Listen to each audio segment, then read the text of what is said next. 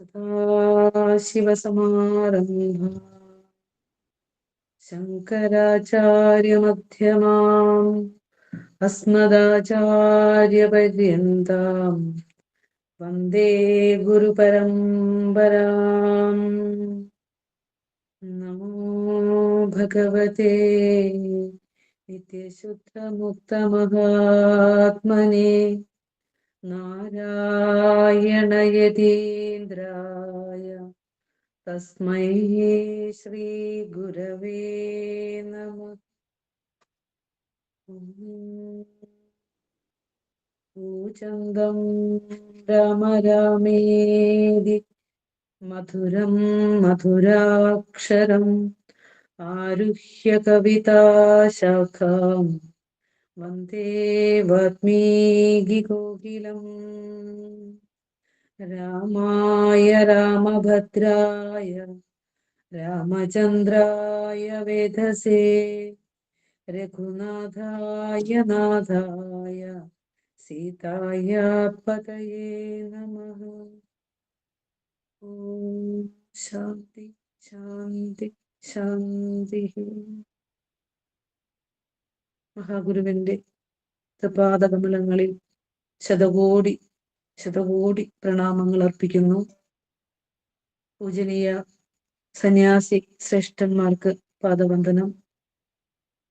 ഇസ്മായിൽ സാധനയിലെ ക്ലാസുകൾ നയിക്കുന്ന ആചാര്യ ശ്രേഷ്ഠന്മാർക്കും അതുപോലെ തന്നെ ഈ മഹനീയമായ ആധ്യാത്മിക കൂട്ടായ്മയുടെ സംഘാടക സാരഥ്യങ്ങൾക്കും ഈ സത്സംഗത്തിൽ സമാഗതരായിരിക്കുന്ന സുഹൃതികൾക്കും എല്ലാം വിനീതമായ നമസ്കാരം. നമ്മൾ ഇന്നിവിടെ അവതരിപ്പിക്കുന്ന വിഷയം ഗുരുദർശനം രാമായണ പൊരുളുകളിലൂടെ എന്നുള്ളതാണ്. നമുക്ക് വളരെ വിശദമായി സ്വാഗതമരളി അല്ലെ എല്ലാ കാര്യങ്ങളും ഒന്ന് സൂചിപ്പിച്ചിരുന്നു. അതുപോലെ തന്നെ വളരെ മനോഹരമായി ഇന്ന് പ്രാർത്ഥന ഒക്കെ കേട്ടുകൊണ്ടാണ് ക്ലാസ്സിലേക്ക് വരുന്നത്. ഏറ്റവും പുണ്യാത്മകമായ ഓജസ്സും തേജസ്സും ഒക്കെ നമ്മളിലേക്ക് ഉണരുന്ന ദിവ്യമായ നിമിഷം നൽകിയ സ്മൈൽ സാധനയ്ക്ക് ഒന്നുകൂടി പ്രണാമം അർപ്പിക്കട്ടെ. നമ്മൾ ഈ വിഷയം ചർച്ച ചെയ്യുമ്പോൾ ആദ്യം നമ്മൾ അറിയേണ്ടത് എന്താണ് ഗുരുവിന്റെ ദർശനം എന്നുള്ളതാണ്. ശ്രീനാരായണ ഗുരുദേവന്റെ ദർശനം എന്തെന്ന് ചോദിച്ചാല് രണ്ട് വാക്കുകളാർക്കും പറയാനുണ്ടാവില്ല, രണ്ടുത്തരം ഉണ്ടാവില്ല, ഒരേ ഒരു ഉത്തരവേ ഉള്ളൂ. ഏകതയാണ്, അദ്വൈതമാണ് ഗുരുവിന്റെ ദർശനം. ആ അദ്വൈതത്തിലേക്ക് നമ്മെ കൈപിടിച്ച് നയിക്കുന്നതിന് വേണ്ടിയാണ് ഗുരു നമുക്ക് തന്ന സകലതും. അതായത് നിരവധി ക്ഷേത്രങ്ങള് ഗുരു നമുക്ക് പ്രതിഷ്ഠിച്ചു തന്നു, നിരവധി ദേവീ ദേവതാ സങ്കല്പങ്ങളെ തന്നു, പ്രതീകങ്ങളെ തന്നു, സത്യം ധർമ്മം ദയ ശാന്തി ഇതൊക്കെ തന്നു. അവസാനം ഓങ്കാരത്തെ പ്രതിഷ്ഠിച്ചുകൊണ്ട് അവിടുത്തെ ആ നീണ്ട കർമ്മമേഖല അവസാനിക്കുമ്പോൾ ഗുരു നമ്മളെ എത്തിപ്പിക്കുന്നത് ആ പരമമായ സത്യത്തിലേക്കുള്ള വഴികൾ തന്നെയാണ്. അതിലൂടെ സഞ്ചരിക്കാനാണ് ഗുരു നമ്മെ ആദേശം ചെയ്യുന്നത്. അതുപോലെ തന്നെ മുനിചര്യ പഞ്ചകവും മുനിചര്യ പഞ്ചകവും നിർവൃതി പഞ്ചകവും രചിച്ചു തന്ന മുനിശ്രേഷ്ഠനാണ് ഗുരു. വാത്മീകി മാമുനിയുടെ ഒരു കൃതിയെ കൂട്ടിച്ചേർത്ത്, ആദികാവ്യത്തെ കൂട്ടിച്ചേർത്ത് പറയുമ്പോൾ നാം മനസ്സിലാക്കേണ്ടത് ഗുരു നമുക്ക് തന്ന രണ്ട് പഞ്ചകങ്ങള് ഒരു മുനിയുടെ ചര്യ എങ്ങനെയായിരിക്കണം എന്ന് പറഞ്ഞുകൊണ്ട് മുനിചര്യ പഞ്ചകം തന്നു. ഒരു മുനിയെ കണ്ടുമുട്ടിയപ്പോൾ വാക്കുകൾ പോലും ഉപരമിച്ചുകൊണ്ട് നിർവൃതിയിലിരിക്കുന്ന ആ ഒരു മാമുനിയെ, ശ്രീനാരായണ മാമുനിയെ നമ്മൾ ആ കൃതികളിലൂടെ കണ്ടു. തീർന്നിട്ടില്ല. വേദങ്ങളെ 24 സൂത്രങ്ങളാക്കി വേദാന്ത സൂത്രം ചമച്ചു തന്ന ഗുരു, പരമ ഋഷി, വ്യാസന് ശേഷം ബ്രഹ്മസൂത്രം രചിച്ചു തന്ന മഹാഋഷിയെ നമുക്ക് ഗുരുവിൽ കാണാം. ദശോപനിഷത്തുകളിൽ ആദ്യത്തേതായ ഈശാവാസ്യ ഉപനിഷത്ത്, മറ്റെല്ലാം നഷ്ടപ്പെട്ടാലും ഈ ഒരു ഉപനിഷത്ത് ഉണ്ടെങ്കിൽ ഭാരതത്തിന്റെ ആധ്യാത്മിക പാരമ്പര്യം തന്നെ വീണ്ടെടുക്കാമെന്ന് പണ്ഡിതന്മാർ ഘോഷിച്ച ആ ശ്രേഷ്ഠ സത്തയെ നമുക്ക് മലയാള ഭാഷയിലേക്ക് തർജ്ജമ ചെയ്തു തന്ന ഉപനിഷദുക്തി രഹസ്യം അറിഞ്ഞ ഋഷീശ്വരനെ നമുക്ക് ഗുരുവിൽ കാണാൻ സാധിക്കും.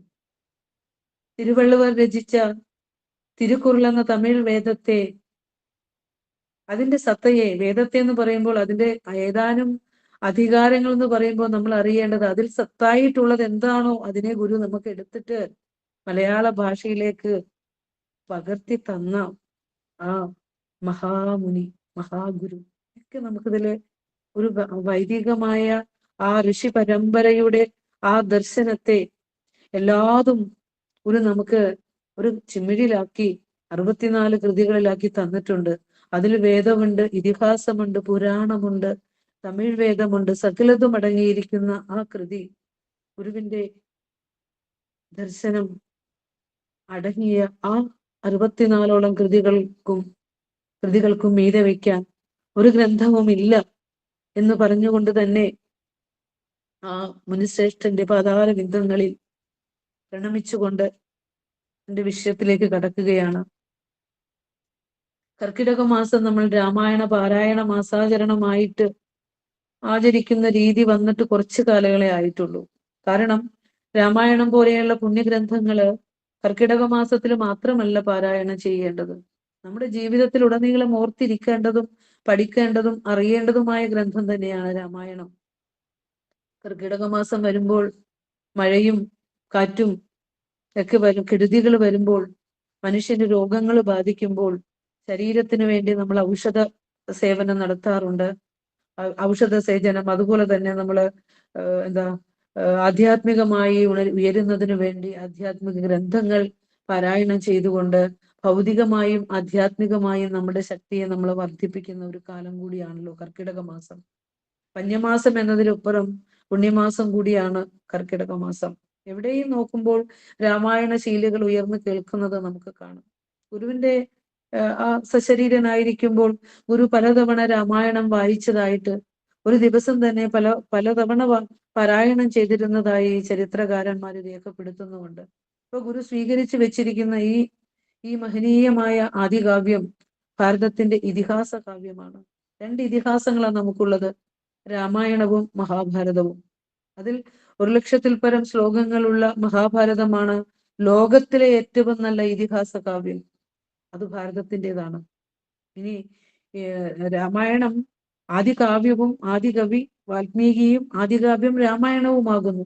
അതില് 24,000 ശ്ലോകങ്ങളും 7 കാണ്ഡങ്ങളും ആയി രചിച്ച രാമായണം ഈ ലോകത്ത് പർവ്വതങ്ങളും നദികളും നിലനിൽക്കുന്നിടത്തോളം കാലം രാമായണ കഥയും പ്രചരിക്കുമെന്ന ഉക്തി പണ്ടുമുതലേ ഋഷിമാര് പറഞ്ഞു വെച്ചതാണ്. യാവത് സ്ഥാസ്യന്തി ഗിരയഃ സരിതശ്ച മഹീതലേ താവത് രാമായണ കഥ ലോകേഷു പ്രചരിഷ്യന്തി. ഈ ലോകത്ത് നദികളും പർവ്വതങ്ങളും ഈ ഭൂമി ഉള്ളിടത്തോളം കാലം രാമായണ കഥയും പ്രചരിക്കും എന്ന വാക്കിന് ഇന്നും ഈ കലിയുഗത്തിലും അതിന്റെ പ്രസക്തി നഷ്ടപ്പെട്ടിട്ടില്ല എന്നുള്ളത് നമുക്ക് കാണാൻ സാധിക്കും. കാരണം യാതൊന്നാണോ അതിൽ സത്യമായിട്ടുള്ളത് ആ സത്യം ധർമ്മവും എന്നും ജയിക്കുമെന്ന് ഗുരു നമുക്ക് പറഞ്ഞു തന്നിട്ടുമുണ്ട്. അതുകൊണ്ട് തന്നെയാണ് അതിനിന്നും ശോഭ ഏറിക്കൊണ്ട് തന്നെ ഇരിക്കുന്നത്. ആദികവിയായ വാൽമീകി മലവേടനായിരുന്നു. ആ മലവേടൻ മഹർഷിയായ കഥയാണ്. വേദനയെ വേദാന്തമാക്കി മാറ്റി. അന്നോളം മൃഗങ്ങളെ വേട്ടയാടിയും പിടിച്ചു പറിച്ചും മോഷണം നടത്തിയും ഒക്കെ ജീവിച്ചിരുന്ന ആ മലവേടൻ പക്ഷികളെ കൊല്ലാൻ ഉപയോഗിച്ചിരുന്ന ആ അമ്പിന്റെ അറ്റത്ത് തൂവല് ചേർത്ത് അത് എഴുത്താണിയാക്കി മാറ്റിയപ്പോൾ, വേദനയെ വേദാന്തമാക്കി മാറ്റിയപ്പോൾ ലോകം കണ്ട ഏറ്റവും വലിയ ഇതിഹാസമായി മാറിയത്. ഒരു മനുഷ്യൻ മലവേടനിൽ നിന്ന് ഉയർന്ന് മാമുനിയായി മാറിയ കഥ, അതിന്റെ തത്വമാണ് നമ്മൾ അറിയേണ്ടത്. നമ്മൾ ഓരോരുത്തരും എത്തിച്ചേരേണ്ട ആ ഒരു അവസ്ഥയാണ് അതിലൂടെ നാം മനസ്സിലാക്കേണ്ടത്. ഇതിഹാസം എന്ന് പറഞ്ഞാൽ തന്നെ നമുക്കറിയാം തലമുറകളായി പകർന്നു നൽകേണ്ട നന്മ എന്നാണ് അർത്ഥം. അപ്പോ രാമനും കൃഷ്ണനും ഒക്കെ നമ്മുടെ മുന്നിലേക്ക് വരുന്നത് എന്തിനാണെന്ന് വെച്ചാൽ നാം അറിയേണ്ട, നമ്മുടെ ജീവിതത്തിൽ നമ്മൾ സാധൂകരിക്കേണ്ട ആ ലക്ഷ്യത്തെ പറഞ്ഞു തരാനാണ്. അത് കഥാരൂപത്തിലായിക്കൊള്ളട്ടെ, കാവ്യരൂപത്തിലായിക്കൊള്ളട്ടെ, മനുഷ്യനിൽ പരിവർത്തനം സാധ്യമാകുന്നതായിരിക്കണം അത്. തത്വം കഥകളിലൂടെ പറയുമ്പോഴാണല്ലോ നമുക്ക് മനുഷ്യ മനസ്സുകളിലേക്ക് എളുപ്പത്തിൽ അത് സന്നിവേശിപ്പിക്കാനായിട്ട് കഴിയുക. ഇപ്പോ എഴുത്തച്ഛന്റെ അധ്യാത്മരാമായണം കേട്ടുണർന്നവരാണ് കേരളീയര്. ജാതിക്കും മതത്തിനും അപ്പുറം ഒന്നായി ചേർന്ന് അതിനെ സ്വീകരിക്കുന്നത് നമുക്ക് കാണാൻ സാധിക്കും. അധ്യാത്മരാമായണം വരുന്നത് ബ്രഹ്മാണ്ഡ പുരാണത്തിലാണ്. അതിന് പുരാണം എന്ന ഒരു പദവി കൂടിയുണ്ട്. ആ ബ്രഹ്മാണ്ഡ പുരാണത്തിൽ സംസ്കൃത ഭാഷയിൽ ഉള്ള അധ്യാത്മരാമായണത്തെ മലയാള ഭാഷയിലേക്ക് തർജ്ജമ ചെയ്ത് തന്നത് തുഞ്ചത്ത് രാമാനുജൻ എഴുത്തച്ഛനാണ്. ഭാഷാപിതാവ്, എഴുത്തിന്റെ അച്ഛൻ, എഴുത്തച്ഛൻ. അപ്പൊ എന്തിനാണ് 14, 15, 16 നൂറ്റാണ്ടുകള് ആണ് എഴുത്തച്ഛന്റെ കാലഗതി എന്ന് കാലഘട്ടം എന്ന് ചരിത്രകാരന്മാർ വിവിധ അഭിപ്രായങ്ങൾ രേഖപ്പെടുത്തുന്നു. ഒന്ന് നമുക്കറിയാം, ഗുരുവിന് തൊട്ട് മുൻപുള്ള കാലഘട്ടമായിരുന്നു ആ ഗുരുവിന്റെ കാലഘട്ടം, എഴുത്തച്ഛന്റെ കാലഘട്ടം. ഗുരുവിന്റെ കാലഘട്ടത്തിൽ നമുക്കറിയാം ജാതിമത ഭേദ ചിന്തകൾ കൊണ്ട് സമൂഹം എത്ര കലുഷിതമായിരുന്നു. എല്ലാവർക്കും ഈശ്വരഭജനത്തിനുള്ള അധികാരവും അവകാശവും ഉണ്ടായിരുന്നില്ല. ആ കാലഘട്ടത്തില് എഴുത്തച്ഛന്റെ കൃതികൾ, എഴുത്തച്ഛൻ ഇതിനെ, ഈ വാൽമീകിയുടെ രാമായണത്തെ, അതിൽ വാൽമീകി രാമനെ എല്ലാ ധർമ്മനിഷ്ഠനായ ഒരു രാജാവായിട്ടാണ് അവതരിപ്പിക്കുന്നത്. രാമോ വിഗ്രഹവാൻ ധർമ്മ എന്ന് പറഞ്ഞത്. ഒരു ധർമ്മം, ഒരു ശരീരം സ്വീകരിച്ച് നടന്നു നീങ്ങിയതാണ് രാമൻ എന്നാണ് വാൽമീകി മഹർഷി പറഞ്ഞതെങ്കിൽ എഴുത്തച്ഛൻ അതിനെ, രാമനെ പരബ്രഹ്മ സ്വരൂപനായിട്ടാണ് ഭക്തിയോടെ നമ്മുടെ മുന്നിലേക്ക് വയ്ക്കുന്നത്. എന്തിനാന്ന് വെച്ചാല് ജാതിഭേദം കൊണ്ട് കലഹിച്ചിരുന്ന മനുഷ്യനെ ആത്മീയമായ തത്വങ്ങൾ പറഞ്ഞു കൊടുത്തുകൊണ്ട് പരമാത്മമായ ചൈതന്യത്തിലേക്ക് ഉയർത്തുക, ജനങ്ങളെ ഒന്നാക്കുക എന്ന ലക്ഷ്യം ആ ഗുരുവിനുണ്ടായിരുന്നു. അതിനുശേഷം വന്ന മഹാഗുരു അതിന് നമുക്ക് പറഞ്ഞതെല്ലാം നമുക്ക് ലക്ഷീകരിച്ച് തരികയും ചെയ്തു. അപ്പൊ ഗുരുക്കന്മാർ പരസ്പരം പൂരകങ്ങളാണ് എന്ന് നാം അറിയേണ്ടതുണ്ട്. അപ്പോൾ രാമായണത്തിൽ നിരവധി കാര്യങ്ങൾ നമുക്ക് പഠിക്കാനുണ്ട്. ഒത്തിരി ധാർമ്മിക മൂല്യങ്ങളും ആധ്യാത്മിക മൂല്യങ്ങളും അടങ്ങിയിരിക്കുന്ന അതിൻ്റെ ഒരു കലവറ തന്നെയാണത്. ആരെ വേണമെങ്കിലും നമുക്ക് സ്വീകരിക്കാം. രാമനെ സ്വീകരിക്കാം, രാവണനെ സ്വീകരിക്കാം. സന്മാർഗത്തിലൂടെ നടന്നു നീങ്ങിയാല് രാമൻ ആരൊക്കെയാണ് കൂട്ടായി ഉണ്ടായിരുന്നത് എന്ന് നമുക്ക് കാണാം, അല്ലെ? മരഞ്ചാടികള്, അണ്ണാറക്കണ്ണൻ, പക്ഷികള്, വാനരന്മാര്, സകല ജീവജാലങ്ങളും സന്മാർഗത്തിലൂടെ സഞ്ചരിക്കുന്നവർക്ക് കൂട്ടായി ഉണ്ടാകുമെന്ന് രാമന്റെ കഥ നമ്മെ പഠിപ്പിക്കുന്നുണ്ട്. എല്ലാം ഉണ്ടായിട്ടും പ്രജാപതിയായ പുലസ്ത്യന്റെ മകനായ വിശ്രവസ് എന്ന ബ്രാഹ്മണ ശ്രേഷ്ഠന്റെ മകൻ, കേകസി എന്ന രാക്ഷസിയുടെയും മകനാണ് രാവണൻ. ബ്രാഹ്മണ്യത്തിലാണ് ജനനം, എന്തുകൊണ്ടും ശ്രേഷ്ഠൻ, വീണയിൽ അഗ്രഗണ്യൻ, സംഗീത വിശാരദൻ, ശാസ്ത്രപാരംഗതൻ, സാമവേദത്തിന്റെ പണ്ഡിതൻ, കരബലം കൊണ്ടും കുലമഹിമ കൊണ്ടും മഹത്വകൊണ്ടും രാമനേക്കാൾ ശ്രേഷ്ഠൻ രാവണൻ. പഞ്ചസ്ത്രീരത്നങ്ങളിൽ ഒന്നായ മണ്ഡോദരിയാണ് ഭാര്യ. എല്ലാം ഉണ്ടായിട്ടും എന്തേ പരാജയപ്പെട്ടു? നാം പഠിക്കണം. ജീവിതത്തില് വിജയിക്കാൻ ആഗ്രഹിക്കുന്നവരാണ് നമ്മൾ. അപ്പോൾ വിജയിച്ച രാമനേക്കാൾ നാം മനസ്സിലാക്കേണ്ടത് രാവണനെയാണ്. എല്ലാം ഉണ്ടായിട്ടും എന്താണ് പരാജയപ്പെടാൻ കാരണം? വിദ്യ നേടിയത് ഗുരുവിനെ പിടിച്ചു കെട്ടിക്കൊണ്ടുവന്നാണ്, ഗുരുവിൽ നിന്ന് ബലം പിടിച്ചാണ് വിദ്യ നേടുന്നത്. ഒന്ന്, ദൗർഭാഗ്യങ്ങളിൽ ഒന്ന്. അടുത്തത്, എത്രയോ സ്ത്രീകളെ ഉപദ്രവിച്ചിരിക്കുന്നു. അനേകം ഗുണങ്ങളിൽ രാവണനെ താഴ്ത്തിക്കളഞ്ഞ ചില ദുർഗുണങ്ങളാണ് പറയുന്നത്. ഇന്ന് ജന്മം തന്നെ മര്യാദയില്ലാത്ത ദാമ്പത്യം എന്നുവെച്ചാൽ, ഒരു സന്ധ്യാവേളയാണ് ആ സംഭോഗത്തിനായി വിശ്രവസും കേകസിയും തിരഞ്ഞെടുക്കുന്നത്. കേകസിയുടെ നിർബന്ധമാണ്. ആ സമയത്ത് നിമിത്ത ശാസ്ത്രങ്ങൾ അറിയാവുന്ന വിശ്രവസ് പറയുന്നുണ്ട്, ഇത് ശരിയായ സമയമല്ല എന്ന്. പക്ഷേ ഒരു ശ്രീനാരായണ ധർമ്മത്തിലെ നമുക്ക് വളരെ വ്യക്തമായി പറഞ്ഞു തരുന്നുണ്ട്. ഒരു സന്താനത്തെ ആഗ്രഹിച്ചുകൊണ്ട്, നിങ്ങൾ ശ്രീനാരായണ ധർമ്മം പഠിക്കുന്നവരാണ്, അതിനെക്കുറിച്ച് വിശദമായി പറയേണ്ട ആവശ്യമില്ല. ഒരു സത്സന്താനത്തെ ആഗ്രഹിച്ചുകൊണ്ട് സ്ത്രീ പുരുഷന്മാർ ഒന്നിച്ചു ചേരേണ്ട ദിവ്യമായ മുഹൂർത്തം ഏതെന്ന് വളരെ വ്യക്തമായി പറഞ്ഞു തന്നിട്ടുണ്ട്. പർവ്വകാലങ്ങൾ ഉപേക്ഷിക്കേണ്ടതുണ്ട് എന്ന്, അല്ലെ? അവിടെയൊക്കെ അത് ഉപേക്ഷിക്കാതെ വരുമ്പോൾ സംഭവിക്കുന്നത് കുലാന്തകന്മാരായ മക്കൾ ഉണ്ടാകുന്നു എന്നുള്ളതാണ്. അവിടെയൊക്കെ നമ്മൾ ചേർത്ത് വെച്ച് പഠിക്കേണ്ടതുണ്ട്.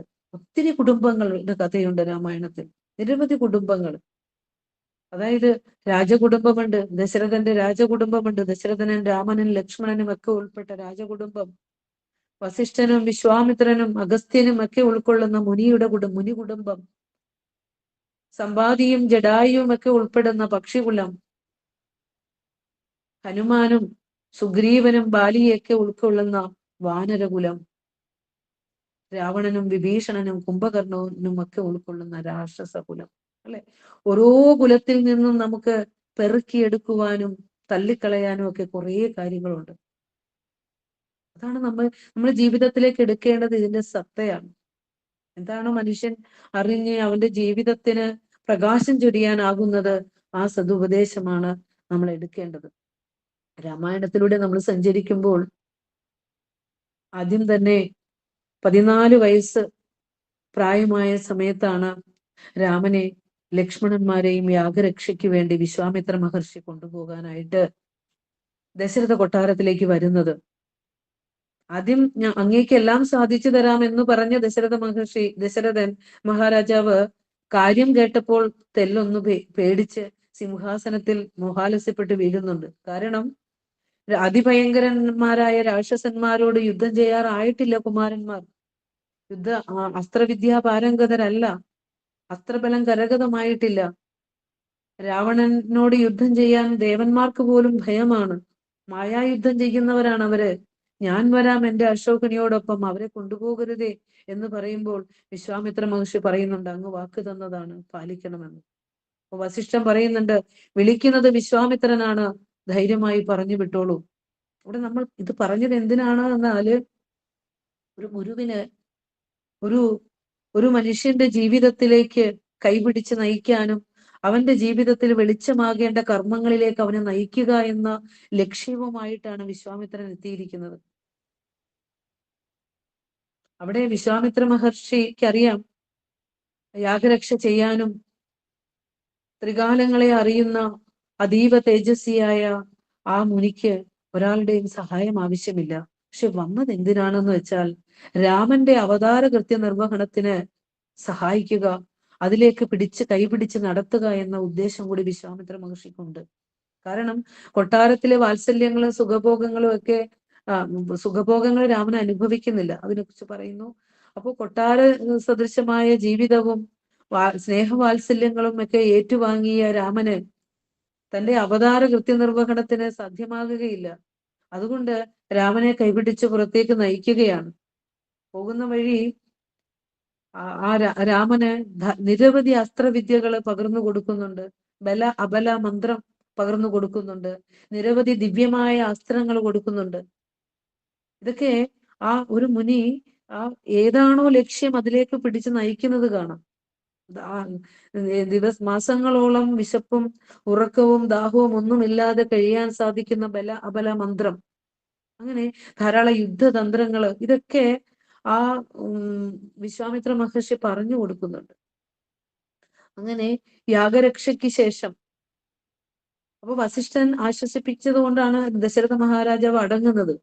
തന്റെ മകനെ ആ ജീവിതത്തിന്റെ ലക്ഷ്യത്തിലേക്ക് ഒരു രാജാവ് എന്ന നിലയിൽ നാളെ രാജ്യം ഭരിക്കുമ്പോൾ നേടേണ്ട ആ ധീരത്വവും ആ ഊർജവും പകർന്നു കൊടുക്കാനാണ് കൊണ്ടുപോകുന്നത്.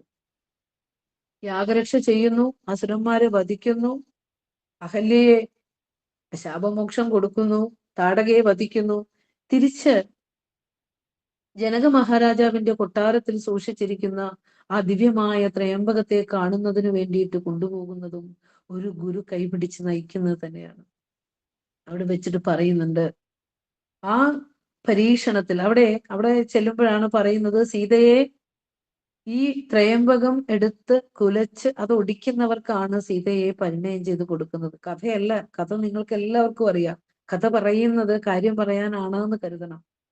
അപ്പോൾ വിശ്വാമിത്ര മഹർഷി അതിന് അനുവാദം കൊടുക്കുന്നുണ്ട്, ചെയ്തുകൊള്ളൂ. അപ്പോൾ രാമൻ ആ പരീക്ഷണം വളരെ വിജയകരമായി അത് പൂർത്തിയാകുന്നുണ്ട്. പിന്നീട് വിവാഹത്തിനുള്ള സമയമാണ്. ആ സമയത്ത് വിശ്വാമിത്ര മഹർഷി ജനകനോട് പറയുന്നുണ്ട്, കത്തെഴുതണം, ഒരു സംശയവും വരാത്ത രീതിയിൽ ഭംഗിയായി വൃത്തിയായി എല്ലാം എഴുതി ദശരഥ മഹാരാജാവിനെ അറിയിക്കണം, വിവാഹത്തിന് ക്ഷണം. അപ്പോൾ നോക്കൂ, ഒരു കുഞ്ഞിന്റെ ഒരു ഒരു ജീവൻ ശ്രേഷ്ഠമായ ശ്രേഷ്ഠമായ കർമ്മം തന്നെയാണ് വിവാഹം എന്നുള്ളത്. നമ്മൾ ഗാർഹസ്ഥ്യ ധർമ്മം, ശ്രീനാരായണ ധർമ്മം പഠിക്കുന്നതാ. അതിലേക്ക് ഒരു കുഞ്ഞിന്റെ വിവാഹ കാര്യത്തിൽ തീരുമാനമെടുക്കാനുള്ള പ്രഥമ പരിഗണന ഒരു ഗുരുവിനാണ്. നമ്മൾ കണ്ടു, ഞാൻ ആ രീതിയിലാണ് ചിന്തിക്കുന്നത്, ഗുരുവിനാണ്. എന്നിട്ട് വിവാഹ ക്ഷണക്കത്തയക്കുകയാണ് പിതാവിന്. അവിടുന്ന് വരുന്നുണ്ട്, അഗ്നിമാൻ ഉപാധ്യായനാകിയ വസിഷ്ഠനും പത്നിയാം അരുന്ധതിദാനുമായി പുറപ്പെട്ടു. അവിടെ വരുന്നവരിലെ, ആ വിവാഹത്തിന് പങ്കെടുക്കാനായി വരുന്നവരിലെ ഒരു ശ്രീനാരായണ ധർമ്മത്തിലൂടെ നമ്മൾക്ക് പറഞ്ഞു തന്നു, ഒരു വിവാഹത്തിൽ പങ്കെടുക്കേണ്ടവരാരൊക്കെയാണ്, നിർബന്ധമായും പങ്കെടുക്കേണ്ടവര്, അതിൽ കുറവ് വരുവാൻ പാടുള്ളതല്ല, അല്ലെ? വേദാൻ അധീത്യ നിഖിലാൻ തത്തദാചാര്യ കൽപ്പിതാൻ പിത്രോഹോ ഗുരോഹോ ച അനുമത്യ സ്നാതഃ സാതു ഗൃഹീതവാൻ എന്ന് പറഞ്ഞു തന്നിരിക്കുന്നു.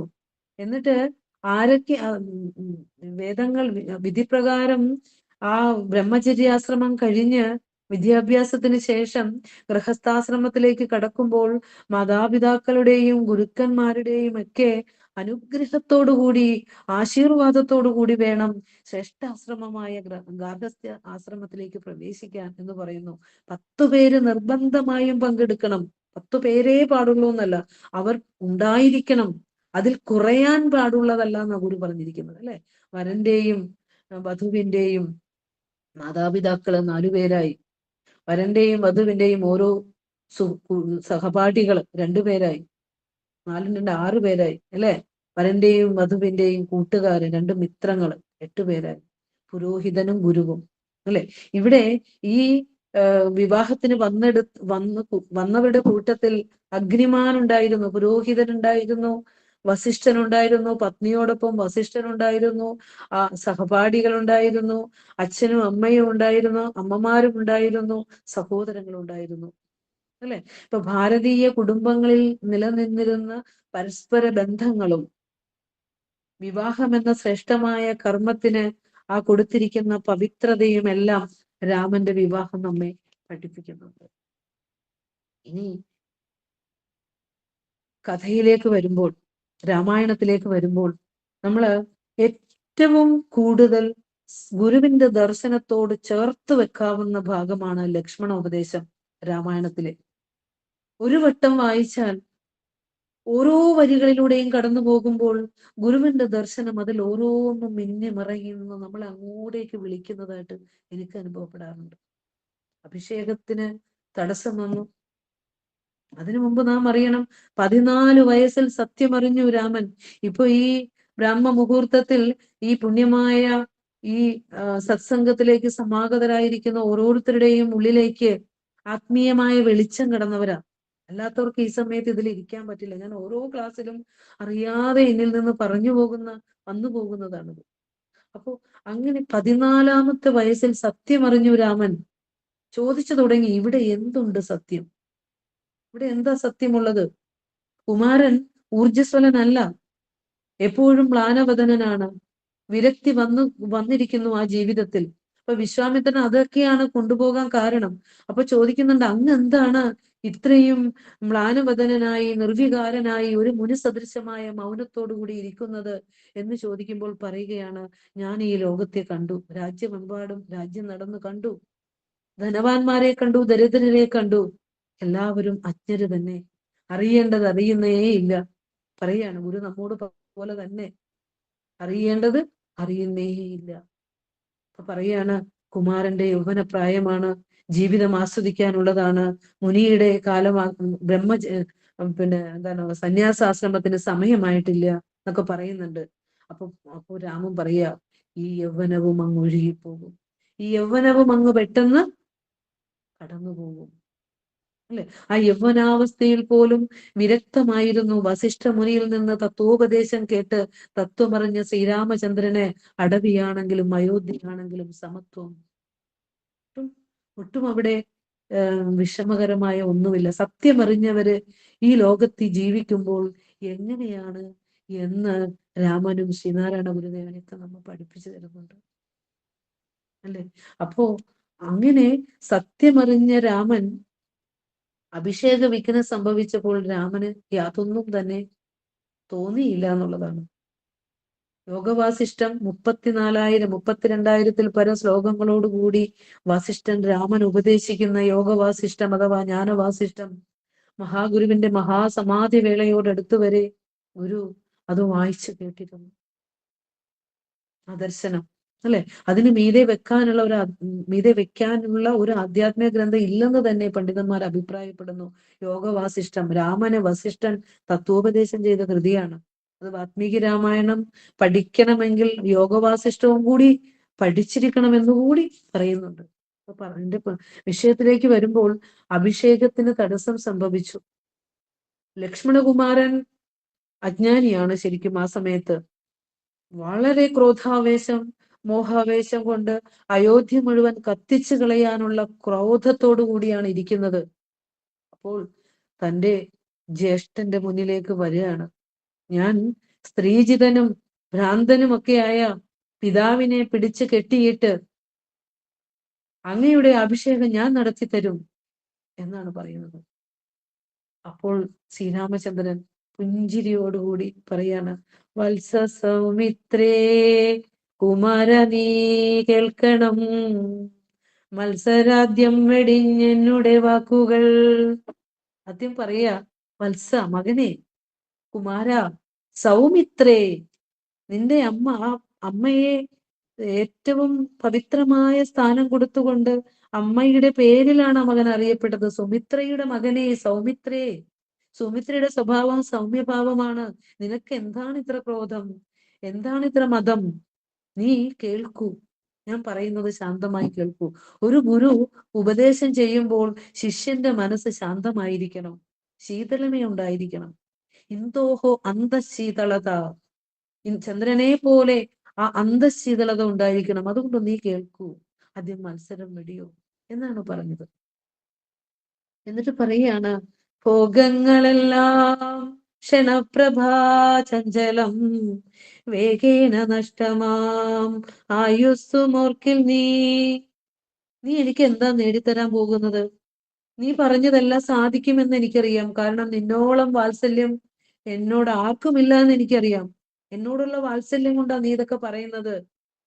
പക്ഷേ നീ ഓർക്കൂ, നീ എനിക്ക് നേടിത്തരാൻ പോകുന്ന രാജകീയമായ സുഖഭോഗങ്ങൾ എത്ര കാലത്തേക്ക്? ഒന്നും വേണ്ട, ഈ ഇരിക്കുന്ന ശരീരം എത്ര നേരത്തേക്ക്? നീ ചിന്തിക്ക്. ഒരു ഇടിമിന്നലിന്റെ ആ ഒരു മിന്നൽ പിണരിന്റെ ആ ഒരു ക്ഷണികത മാത്രമേ ആ ജീവിതങ്ങൾ ഈ ശരീരത്തിനും ഉള്ളൂ, ഈ ഭൗതികതയ്ക്കും സുഖഭോഗങ്ങൾക്കും ഉള്ളൂ. അതാണോ നീ എനിക്ക് നേടിത്തരാൻ പോകുന്നത്? നമ്മൾ പോകാൻ പോകുന്നത് വനത്തിലേക്കാണ്. ഏറ്റവും ശ്രേഷ്ഠമായ ആ മനസ്സിൽ കൊട്ടാരത്തിന്റെ കലഹങ്ങളില്ലാതെ, യുദ്ധങ്ങളില്ലാതെ ശാന്തമായി ഇരിക്കാൻ പറ്റിയ പുണ്യമായ ഇടത്തിലേക്കാണ് പോകുന്നത്. അതിലും വലിയൊരു ഇടമുണ്ടോ? അതിന് നീ എനിക്കിവിടെ നേടിത്തരാൻ പോകുന്നത് രാജകീയ സുഖഭോഗങ്ങളാണ്, അല്ലെ? അത് ഈ ശരീരവും വേഗത്തിൽ നഷ്ടപ്പെട്ടു പോകും. കടലിലെഴും തിര പോലെ കായമോരോന്നുടനുടനേറി ഉയർന്നാൽ അമർന്നിടുന്നു. ഗുരു അതിനെ പറഞ്ഞു തന്നതാ. ഒരു കടല്, ശാന്തമായ ഒരു കടല് സങ്കല്പിച്ചാൽ അതിലേക്ക് ഒരു തിര വരുമ്പോൾ ആ തിരയാകുന്നതിന് മുമ്പ് അത് വെള്ളമായിരുന്നു. ഒരു ഇത്തിരി സമയം ആ വെള്ളം ഒന്ന് തിരയുടെ രൂപത്തിലാക്കിയിട്ട് നേരെ അത് തിരിച്ച് കടലായി തന്നെ മാറുന്നു. ആ ഇത്തിരി സമയത്തെ ആ ഒരു തിരയുടെ ദൈർഘ്യം മാത്രമേ ഉള്ളൂ നമ്മുടെയൊക്കെ ജീവിതത്തിന്, അല്ലെ? ശരീരവും നീർക്കുമിള പോലെ നിലയേറ്റതാകുന്നു. കണ്ണുകൊണ്ട് കാണുന്നതൊന്നും നിത്യമല്ല. ശരീരവും നീർക്കുമിള പോലെ നിലയേറ്റതാകുന്നു. ലക്ഷ്മണോപദേശത്തിൽ ഗുരുവിന്റെ കുറ്റുവരി കൊണ്ട് ആ ലക്ഷ്മണോപദേശം മുഴുവനും സത്ത നമുക്ക് കിട്ടും. അതുകൊണ്ട് ഞാൻ ആദ്യം ഒരു കാര്യം പറഞ്ഞത് മറന്നു പോകരുത്. നമ്മുടെ പൂജാമുറിയിൽ വിളക്കൊക്കെ കത്തിച്ച് ഇടം വെച്ചിട്ട് ഈ പുണ്യഗ്രന്ഥങ്ങളുടെ കൂടെ രാമായണവും മഹാഭാരതവും ഭഗവത്ഗീതയും ഭാഗവതവും ഒക്കെ ഉണ്ടാവും. എന്നിട്ട് ആ ഗുരുവിന്റെ കൃതി എടുത്തു കൊണ്ടുപോയി ഏതെങ്കിലും പഠനമുറിയിൽ മേശപ്പുറത്തായിരിക്കും നമ്മൾ വെച്ചിരിക്കുന്നത്. ചെയ്യരുത്. ഈ ഗ്രന്ഥങ്ങളുടെ എല്ലാം സത്ത, പുരാണ ഇതിഹാസങ്ങളുടെയും വേദത്തിന്റെയും സത്ത എടുത്തിട്ട് 64ഓളം കൃതികളിലാക്കി ഒരു ചിമിഴിലാക്കി നമ്മുടെ മുന്നിലേക്ക് വെച്ചിരിക്കുന്ന അമൃതനിധി ആ പൂജാമുറിയിലെ ഏറ്റവും പുണ്യമായ ഇടത്ത് തന്നെ ആവണം വെക്കേണ്ടത്.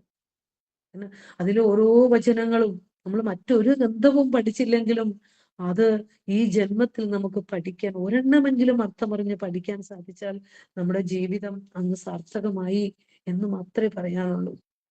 അവിടെ നമ്മളോട് പറഞ്ഞു, ഒന്നുണ്ടു നേരല്ലിതൊന്നും മർത്യർക്ക് സത്യവും ധർമ്മവും വേണം, ആയുസും നിൽക്കുകിൽ ആർക്കും ഓർക്കുക. പറഞ്ഞു തന്നതല്ലേ രാമനുവിന്റെ ഉപദേശങ്ങളുടെ സത്തയാണത് അതിനകത്ത് അടങ്ങിയിരിക്കുന്നത്. ഇവിടെ ഒരേ ഒരു നേരേ ഉള്ളൂ, അത് ഏകാത്മകമായ ആ ഈശ്വരനാണ്. നേരല്ലിതൊന്നും വിശ്വസിക്കരുത്, പൊയ്യാണിത്. ഈ ശരീരവും നമ്മൾ കാണുന്നതെല്ലാം അനുനിമിഷം ചലിച്ച് മറയുന്നതാണ്. അതുകൊണ്ട് മനുഷ്യൻ ജീവിക്കുന്നിടത്തോളം കാലം സത്യവും ധർമ്മവും വെടിഞ്ഞ് ജീവിക്കാൻ പാടില്ല. ആയുസ്സും നിൽക്കുകില്ല ആർക്കും ഓർക്കുക എന്ന് ഗുരു ഉറപ്പിച്ച് പറഞ്ഞു തന്നു നമുക്ക്. പിന്നെ രാമൻ പറയാ, പുത്രമിത്രാർത്ഥ കളത്രാദി സംഗമം എത്രയും അല്പകാല സ്ഥിതമോർക്കിൽ നീ. നമ്മളിപ്പോ ജീവിക്കാൻ പോകുന്നത്, നീ എന്നെ കൊണ്ടിരുത്താൻ പോകുന്നത് സിംഹാസനത്തിലാണ്, രാജകീയ പദവിയിലാണ്. അവിടെ പുത്രന്മാരുണ്ടാവും, ഭാര്യയുണ്ട്, പുത്രനുണ്ട്, ബന്ധുക്കളുണ്ട്, മാതാപിതാക്കളുണ്ട്, എല്ലാവരും ഉണ്ട്. പക്ഷെ ഈ ലോകത്ത് അതിന്റെ സ്ഥിതി എന്താ? പുത്ര മിത്ര അർത്ഥ കളത്രം, പുത്രനും ബന്ധുക്കളും സമ്പത്തും ഭാര്യമാരെല്ലാം എത്രയും അല്പകാല സ്ഥിതമോർക്കിൽ നീ. വളരെ കുറച്ചു കാലം. നമുക്ക് ഇവിടെ പ്രാർത്ഥന ചൊല്ലിപ്പോ പറഞ്ഞു, ജനകനും അമ്മയും ആത്മസഖി പ്രിയജനവും അടുത്തയൽവാസികളും വിനാ ജനനമെടുത്തുമരിച്ചിടുമെപ്പോഴും തനിയേരിപ്പതിനേതരമായി വരൂ. അല്ലെ? ഇപ്പൊ ജനനമെടുത്തു മറഞ്ഞു പോകുന്നവരാണ് ജനകനും അമ്മയും ആത്മസഖിയും പ്രിയ മിത്രങ്ങളും എല്ലാം എന്ന് ഗുരു നമുക്ക് പറഞ്ഞു തന്നു. അല്ലെ? നഷ്ടപ്പെട്ടു പോകുമ്പോൾ എന്തൊരു കരച്ചില. എത്ര പറഞ്ഞു തന്നാലും നമ്മൾ ഇവരെ ഏകരായിട്ടാണ് നമ്മൾ ഈ ലോകത്തേക്ക് വന്നത്. തിരിച്ചു പോകുമ്പോഴും ഏകര് തന്നെ. പാന്തർ പെരുവഴി അമ്പലം തന്നിലേ താന്തരായി കൂടി വിയോഗം വരും പോലെ നദ്യാമൊഴുകുന്ന കാഷ്ടങ്ങൾ പോലെയും. അല്ലെ? അങ്ങനെ അവിടെ രാമായണത്തിലും അങ്ങനെ പറയുന്നുണ്ട്. ഒരു വഴിപോക്കര് വഴി അമ്പലത്തില് യാത്ര ചെയ്ത് ക്ഷീണിച്ച് കുറച്ചു സമയം പല ദിക്കിൽ നിന്ന് വന്നവർ ഒരുമിച്ച് കൂടിയിരുന്നിട്ട് ഒരു രാത്രി അവിടെ തങ്ങി പിറ്റേ ദിവസം പ്രഭാതത്തില് പല വഴികളിലായി പിരിഞ്ഞു പോകുന്നത് പോലെ പല സമയങ്ങളിലായി ഒരു കുടുംബത്തിലേക്ക് വന്ന് എല്ലാവരെയും ചേർത്ത് കോർത്തുകൊണ്ട് ഒരു കുടുംബത്തിൽ നമ്മൾ ഇരിക്കുമ്പോൾ പല സമയങ്ങളിൽ വന്നു, പല കാലങ്ങളിലായിട്ട് പിരിഞ്ഞു പോകുന്നു. ഒരു പെരുവഴി അമ്പലം, അത്രയേ ഉള്ളൂ. അതൊക്കെ ആസക്തി വിട്ടുകൊണ്ട് ഈ ലോക ജീവിതത്തെ കാണാൻ നമ്മൾ പഠിക്കണം. അതുകൊണ്ട് അതാണ് പറയുന്നത്, പുത്രമിത്രാർത്ഥ കളത്രാദി സംഘം എന്ന് പറഞ്ഞതും പാന്തർ പെരുവഴി അമ്പലം തന്നിലെ എന്ന ലക്ഷ്മണോപദേശവും വന്നി സന്തപ്ത ലോഹസ്താംബു ബിന്ദുനാ സന്നിപം മർത്യജന്മം ക്ഷണഭങ്കുരം ഒക്കെ ഗുരുവിന്റെ കൃതികളില് ഇപ്പൊ നമ്മൾ പറഞ്ഞില്ലേ, നേരല്ലേ ഇതൊന്നും, ഒന്നുകൊണ്ട് നേരല്ലേ ഇതൊന്നും. ഒരു വന്യസന്തപ്ത ലോഹസ്താംബു ബിന്ധുന എന്ന് പറഞ്ഞാൽ ചൂടില് അഗ്നിയില് തപം ചെയ്തെടുത്ത ഒരു ലോഹം. ആ ലോഹത്തിലേക്ക് ഒരു തുള്ളി വെള്ളം ഒന്ന് വീണാൽ ഒരു നിമിഷം കൊണ്ട് അത് അപ്രത്യക്ഷമായി പോകും. അത്രയും ചഞ്ചലമാണ് മനുഷ്യ ജീവിതം. അങ്ങ് കടന്നു പോകും. അത് വളരെ വ്യക്തമായി ഗുരുദേവ കൃതികളിൽ എല്ലാം നമ്മളോട് ഗുരു പറഞ്ഞു തന്നിട്ടുണ്ട്.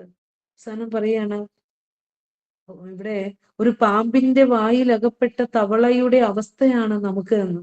ചക്ഷുശ്രവണ ഗളസ്തമാം ദർദുരം ഭക്ഷണത്തിനപേക്ഷിക്കുന്നതുപോലെ കാലാഹിനാ പരിഗ്രസ്തമാം ലോകവും ആലോല ചേതസ ഭോഗങ്ങൾ തേടുന്നു. ലക്ഷ്മണകുമാരനെ ഉപദേശിക്കുക. അതായത് ഒരു പാമ്പിന്റെ വായിൽ അകപ്പെട്ട തവളയുടെ ശരീരം മുഴുവനും പാമ്പിന്റെ വായില കുറച്ചു ഭാഗേ ഉള്ളൂ, തലയുടെ ഭാഗം മാത്രമേ വിഴുങ്ങാനുള്ളൂ. ശരീരം നശിക്കാൻ തുടങ്ങുകയാ. എന്നിട്ടും ആ ഇന്ദ്രിയ സുഖങ്ങളെ ആഗ്രഹിച്ചുകൊണ്ട് ആ നാവ് നീട്ടി ആ തവളയെ ആഹരിക്കാൻ തുടങ്ങുന്ന ആ പിന്നെ തവളയുടെ പ്രാണിയെ ആഹരിക്കാൻ തുടങ്ങുന്ന തവളയുടെ സുഖഭോഗ തൃഷ്ണയുണ്ടല്ലോ, അത് തന്നെയാണ് നമ്മൾ മനുഷ്യരും. കടന്നു പോകുന്ന ആ അവസാന നിമിഷം വരെ ഭോഗങ്ങൾ ആഗ്രഹിച്ചു കൊണ്ടിരിക്കും. അതാ പറഞ്ഞത്, കാലാഹിനാ പരിഗ്രസ്തമാം ലോകം ആലൂല ചേതസാ ഭോഗങ്ങൾ തേടുന്നു. കാലമാകുന്ന സർപ്പത്തിന്റെ വായിലാ നമ്മളെന്ന് ആർക്കെങ്കിലും അറിയോ? നമ്മൾ ഇരിക്കുന്നത് ആ കാലമാകുന്ന സർപ്പം നമ്മളെ വിഴുങ്ങിക്കൊണ്ടിരിക്കുകയാ. ദിനം ദിനം ദിനേശനിന്ദുവെന്നു രണ്ടു കന്തുകം, അല്ലെ? ഉദിച്ചും അസ്തമിച്ചും കൊണ്ട് നമ്മുടെ ജീവിതത്തിന്റെ ഓരോ അംശം പോയിക്കൊണ്ടിരിക്കുകയെന്ന് നമുക്ക് ഗുരു പറഞ്ഞു തന്നു. ആ കാലമാകുന്ന സർപ്പം നമ്മളെ എത്ര വിഴുങ്ങിയിട്ടുണ്ടെന്ന് ആർക്കറിയാം? കാലാണോ, വയറാണോ? വയറുവരെ എത്തിയോ? നെഞ്ചുവരെ എത്തിയോ? ഇനി തലയെ വിഴുങ്ങാനുള്ളോ? അറിയില്ല. അത് ജഗദീശ്വരന് മാത്രമേ അറിയുള്ളൂ. ആ കാലമാകുന്ന സർപ്പത്തിന്റെ വായിൽ പെട്ടിരിക്കുന്ന നാം ഇന്നും ആലോല ചേതസരായി ഭോഗങ്ങൾ തേടി ഇവിടെയെല്ലാം ശരിയാക്കാനിരിക്കുക. രാമായണം പോലെയുള്ള ഗ്രന്ഥങ്ങൾ നിഷേധിക്കുന്നവർ ഓർക്കുക, ഒരാൾക്കും ഇതിനെ നിഷേധിക്കാൻ പറ്റില്ല. കാരണം ഇതിലടങ്ങിയിരിക്കുന്ന സത്യം മനുഷ്യ ജീവിതത്തിന് എക്കാലത്തെയും അടങ്ങുന്നതാണ്. കഥകൾ നിങ്ങൾ കളഞ്ഞേക്ക്, കഥകൾ കളഞ്ഞേക്ക്. എത്രയോ ജീവിതത്തിന്റെ ദൗർഭാഗ്യങ്ങള് ശ്രീരാമചന്ദ്രൻ അനുഭവിച്ചില്ലേ? രാമനെ പരബ്രഹ്മ സ്വരൂപമായി ഇവിടെ പറഞ്ഞു തന്നിട്ടുണ്ട്. പക്ഷെ ആ പരബ്രഹ്മ സ്വരൂപം വനവാസം മുതല്, പിന്നെ സീതാവിരഹം മുതല്, യുദ്ധം മുതല് തിരിച്ചു വന്നിട്ട് ദുഃഖത്തിന് വല്ല കുറവുണ്ടോ? തിരിച്ചു വന്നിട്ട് ഗർഭിണിയായ ഭാര്യയെ ഉപേക്ഷിക്കുന്നു, അല്ലെ? അങ്ങനെ ഏതെങ്കിലും ഒരു സമയം സമാധാനത്തോടു കൂടി ഇരുന്നിട്ടുണ്ടോ? പക്ഷേ അവിടെയൊക്കെ രാമൻ എങ്ങനെയാണ് ഇരുന്നത്? നമ്മളൊക്കെയാണ് ആർത്തലച്ച് ദുഃഖത്തിൽ പതിച്ചു പോയല്ലോ ഭഗവാനെ എന്ന് വിലപിക്കുമ്പോൾ ആ ജീവിതത്തിൽ കഷ്ടതകൾ ഉണ്ടായിട്ടും സമബുദ്ധിയോടുകൂടിയാണ്. സമുദ്രസ്യൈവ ഗാംഭീര്യം, അലയടങ്ങിയ സമുദ്രം പോലെ ആ സ്ഥിരത. സ്ഥൈര്യം മേരോരിവ സ്ഥിതി, സുമേരുപർവ്വതം പോലെ ആ ഇരിപ്പ്. പദങ്ങൾ ചെവിക്കൊണ്ടും അതപ്പൂരുകൾ കണ്ടും മോദസ്ഥിരനായങ്ങു വസിപ്പൂമല പോലെ. ഗുരുക്കന്മാർ അങ്ങനെയാ, അല്ലെ?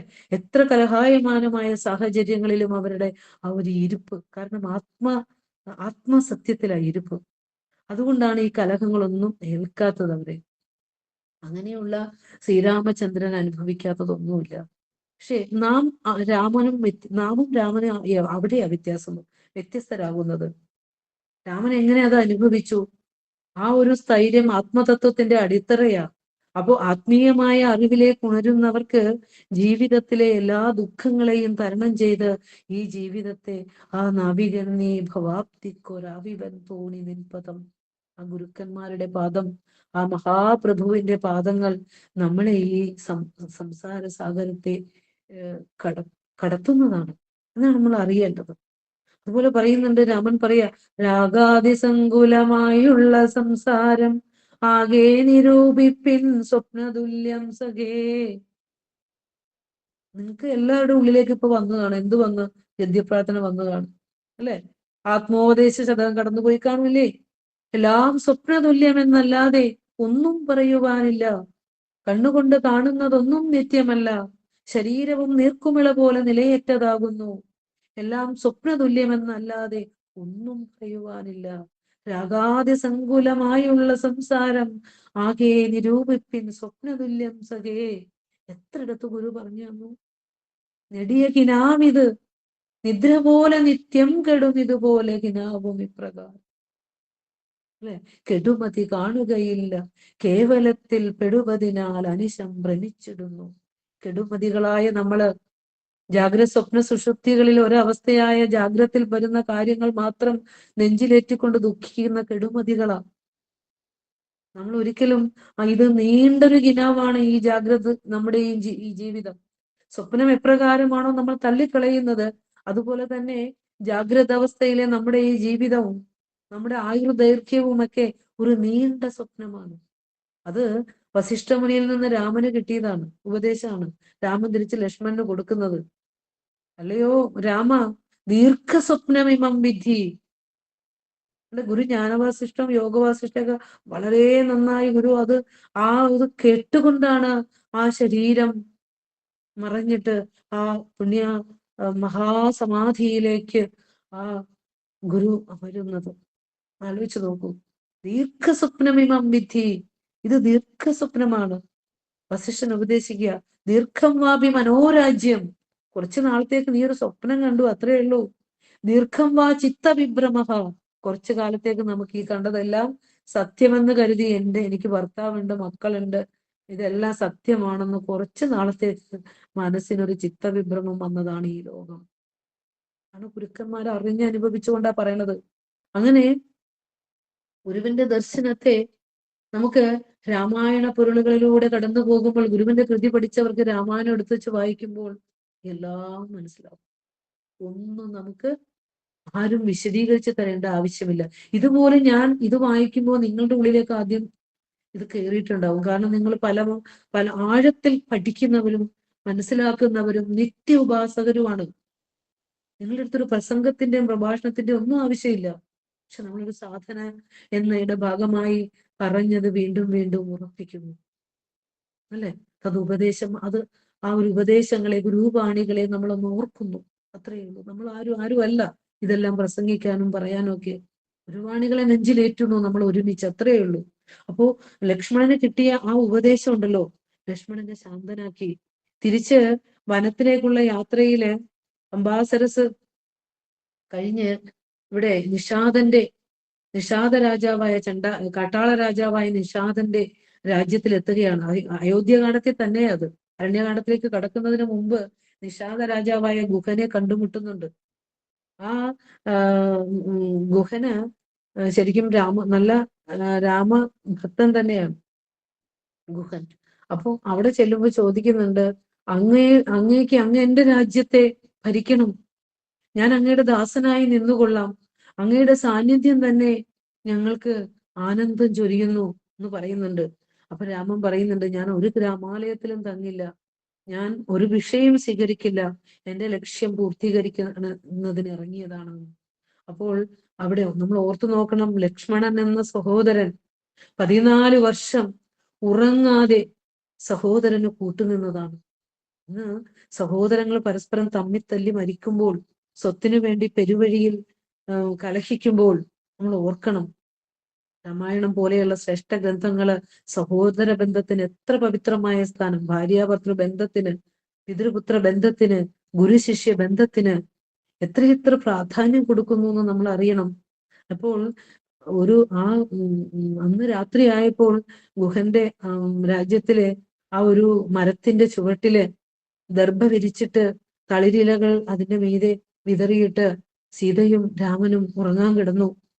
അപ്പോൾ ഗുഹനും ലക്ഷ്മണനും കൂടി അവർക്ക് കാടല്ലോ, കാവല് നിൽക്കുകയാണ്. ആ സമയത്ത് ഗുഹൻ പറയാ, സഹിക്കണില്ല ഇത്, കൊട്ടാരത്തിലെ സുഖഭോഗങ്ങൾ അനുഭവിക്കേണ്ട കുമാരൻ എന്തൊരു കഷ്ടമാണിത്, ആ കൈകേയിയും മന്ദരയുമാണ് ഇതിനെല്ലാം കാരണം എന്ന് പറയാം. അപ്പോൾ ആദ്യം ഉപദേശം കേട്ട് ശാന്തചിത്തനായ ലക്ഷ്മണൻ പറയുക, അങ്ങനെ പറയരുത്, അല്ലെ? പൂർവജന്മാർജിതം കർമ്മമത്രേ നൃണാം സർവലോകക്കും സുഖദുഃഖ കാരണം. കണ്ടോ, സത്യം അറിഞ്ഞപ്പോൾ എത്ര ശാന്തനായി എന്ന് നോക്കൂ. പൂർവജന്മാർജിത കർമ്മമത്രേ നൃണാം സർവലോകർക്കും സുഖദുഃഖ കാരണം. ഒരാളുടെ സുഖത്തിനും ദുഃഖത്തിനും കാരണക്കാരൻ മറ്റൊരാളല്ല. നമ്മുടെ പ്രാരബ്ധം, തൽക്കാല ശരീരത്തിൽ വന്നിരിക്കുന്ന പ്രാരബ്ധത്തിന് ഉത്തരവാദി നമ്മൾ തന്നെയാണ്. അതിന് മറ്റൊരാൾക്കും ഉത്തരവാദിയല്ല. ആദ്യം നോക്കണം, ആദ്യത്തെ ലക്ഷ്മണനെ നിങ്ങളൊന്ന് നോക്കിയേ. ആദ്യത്തെ ലക്ഷ്മണൻ എല്ലാവരും കൊല്ലാൻ ഒരുങ്ങിയ ലക്ഷ്മണനാണ്. കേൾക്കേണ്ടത് കേട്ടപ്പോൾ പറഞ്ഞു, സത്യം അറിഞ്ഞു. ആ ലക്ഷ്മണൻ തന്നെ അരണ്യകാണ്ഡത്തിലേക്ക് എത്തുമ്പോൾ ശാന്തമായിരിക്കുന്നു. ഏകാന്തമായി മുനിമാരിയ്ക്കുമ്പോൾ വേണം ജ്ഞാനോപദേശം ചെന്ന് ചോദിക്കാൻ, കേട്ടോ. ഒരു കലുഷിതമായി നിൽക്കുമ്പോൾ, റോഡരികെ നിൽക്കുമ്പോൾ ചെന്ന് ആ സംശയത്തിനൊന്ന് പറഞ്ഞു തന്നെയൊന്നും ചോദിക്കരുത്. ശാന്തമായി സ്വസ്ഥമായിരിക്കുമ്പോഴേ നമ്മൾ ഗുരുക്കന്മാരുടെ അടുത്തുനിന്ന് സംശയ നിവൃത്തി വരുത്താൻ പാടുള്ളൂ. അസ്വസ്ഥ റെസ്റ്റ് ഇല്ലാതെ ഇരിക്കുമ്പോഴാകരുത്. അപ്പോൾ ഇങ്ങനെ അരണ്യത്തിൽ ശാന്തമായി ഇരിക്കുമ്പോൾ ലക്ഷ്മണൻ ചെന്നിട്ട് പറയാണ്, മുക്തിമാർഗത്തെ അരുൾ ചെയ്യണം ഭഗവാനേ, ഭക്തനാമടിയനോട് അജ്ഞാനം നീങ്ങും വണ്ണം. കണ്ടോ, ഒരു മനുഷ്യനിൽ നിന്ന്, ആ ഒരു അസുരനിൽ നിന്ന് മനുഷ്യനായി, മനുഷ്യനിൽ നിന്ന് ദൈവമായി ഉയരുന്നതിന്റെ പടിപടിയായുള്ള ചോദ്യങ്ങൾ തന്നെ കണ്ടോ. എന്തുകൊണ്ടാണ് എന്റെ സജ്ജനങ്ങളെ നിങ്ങൾ ഇതിനകത്ത് ഇരിക്കുന്നത്? അമൃതധാര നമുക്കൊക്കെ കേൾക്കാനും പറയാമ്പോഴും ഉള്ള ആനന്ദം കൊണ്ട് തന്നെയാണ്. അത് ജന്മാന്തരങ്ങളിലും അത് അനുവർത്തിക്കട്ടെ, നിവർത്തിക്കും, സംശയമൊന്നുമില്ല അതിന്. അതിനുള്ള പാതയാണ് വെട്ടി തുറക്കുന്നത്. നിങ്ങൾ ആലോചിക്കണം നമ്മള്. അപ്പോ എനിക്ക് മുക്തിമാർഗത്തെ അരുൾ ചെയ്യണം ഭഗവാനെ. എനിക്ക് അജ്ഞാനം ഉണ്ടായിരുന്നു, എനിക്ക് ഇനിയും അജ്ഞാനം പോയിട്ടില്ല, ആ കേട്ടതിന്റെ ബാക്കി എനിക്ക് പറഞ്ഞു തരൂ എന്ന് ചോദിക്കുന്നത്. അത് പറഞ്ഞു തരാനാണ് നിലം പിടിച്ചും മധുരയത് കിടിച്ചും കിടക്കുന്ന ലോകർക്ക് ആ ജ്ഞാനനദിയിലും മുക്കുന്നതിന് വേണ്ടിയിട്ടാണ് അവിടുന്ന് ആ മരുത്വാമലയിൽ നിന്ന് അവതരിച്ചത്. ആ അവതാരം ഗുരുവിനെ എത്ര വേദനിപ്പിച്ചിട്ടുണ്ടെന്നറിയോ ശരീരത്തെ. ആ ലോകരുടെ ദുഃഖങ്ങൾ സ്വയം ഏറ്റുവാങ്ങിക്കൊണ്ട് ആ ശരീരം കൊണ്ട് തന്നെ അവിടുന്ന് എത്രയോ വേദനകൾ അനുഭവിച്ചാണ് ആ ശരീരം. ആലോചിച്ച് നോക്കൂ. അപ്പൊ നമ്മള് ഒരിക്കലും നന്ദിയില്ലാത്തവരും കൃപയില്ലാത്തവരുമാണ്. ഗുരുവിന്റെ ആ കാരുണ്യപൂർണമായ ത്യാഗം കൊണ്ടാണ് നമ്മൾ പ്രബോധിതരായിരിക്കുന്നത് എന്ന് പലപ്പോഴും മറന്നു പോകുന്ന ഒരു ജനതയെ നമുക്ക് കാണും. എന്തായാലും തന്നതിനെ ആ സ്വീകരിച്ചുകൊണ്ട്, അതിനെ പതിന്മടങ്ങ് പ്രോജ്വലിപ്പിച്ചുകൊണ്ട് ഓരോരുത്തർക്കും അവരവരുടെ ജീവിതത്തെ തെളിവാർന്നതാക്കുന്നതിന് ഒത്തിരി ഒത്തിരി ഉത്തരവാദിത്തങ്ങളുണ്ട്. ഇനി അടുത്തത് ഗുരുവിന്റെ കൃതിയിലേക്ക് ചേർത്ത് വെച്ച് നമ്മൾ പറയുമ്പോൾ ഒരു സഹോദരന്റെ കഥ പറഞ്ഞു. 14 വർഷം ഉറങ്ങാതെ കാവലിരുന്ന സഹോദരൻ. അതുപോലെ മറ്റൊരു സഹോദരനാണല്ലോ ഭരതൻ. കൊട്ടാരത്തിലേക്ക് വരുമ്പോൾ പിതാവ് മരിച്ചു. പ്രാണന് തുല്യം സ്നേഹിക്കുന്ന ജ്യേഷ്ഠൻ, യുവരാജാവായി അഭിഷേകം ചെയ്യാണ്ട് ജ്യേഷ്ഠൻ കൊട്ടാരത്തിലില്ല. ഒരു ശ്മശാന മൂകത.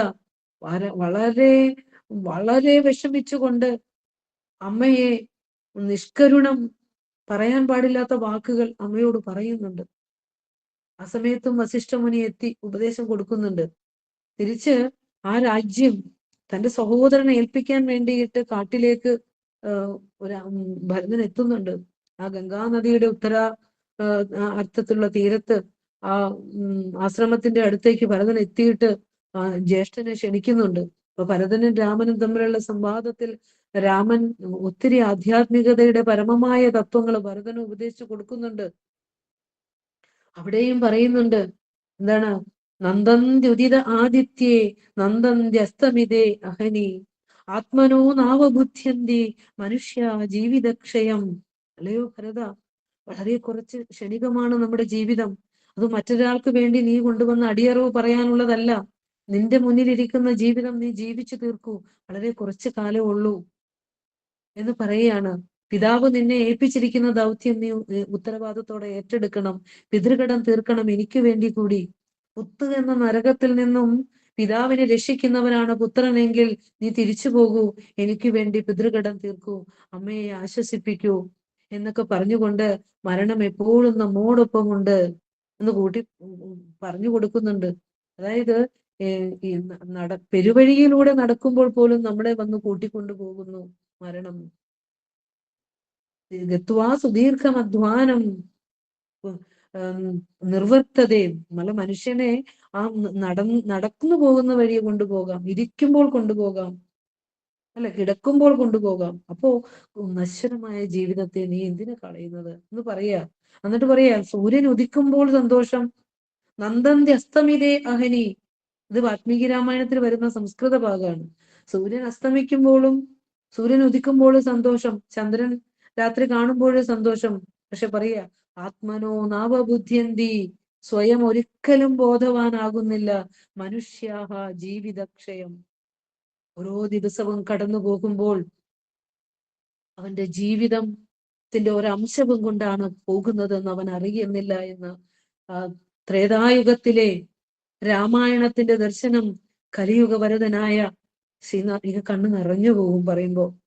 കലിയുഗവരതനായ ശ്രീനാരായണ ഗുരുദേവൻ, നമ്മൾ പോയി സംസ്കൃതത്തില് വാൽമീകി മഹർഷി എഴുതി വെച്ചിരിക്കുന്ന വാൽമീകി രാമായണം ഒന്നും അയക്കില്ല എന്ന് ഭഗവാൻ അറിയാം.